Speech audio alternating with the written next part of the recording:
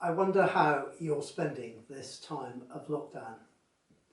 I've got a suggestion for you, and that's to get to grips, really get to grips with the Bible, what I call God's grand story. You may know the saying, the new is in the old concealed, the old is in the new revealed. We all have our favourite passages of the Bible, typically contained in the New Testament rather than the Old. But I want to see the whole of this wonderful book as God's grand story. And that's why I've put together this course, which I'm currently teaching at St Albans, latterly of course on Zoom.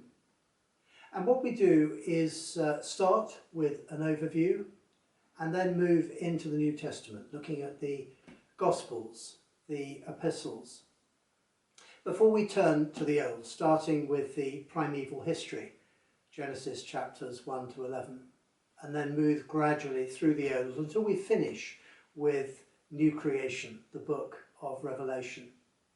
But in between the New and the Old Testaments, I have a session called Jesus and the Hebrew Scriptures, in which I look at the way that the Old Testament, our Old Testament, is really all about Jesus, just as much as the New.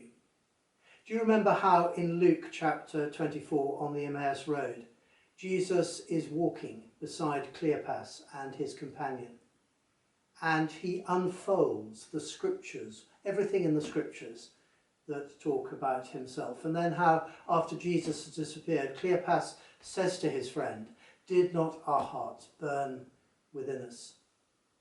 And I think as we come to the Bible as a whole, allow the Bible to speak to us as God's grand story, we find our hearts burning within us.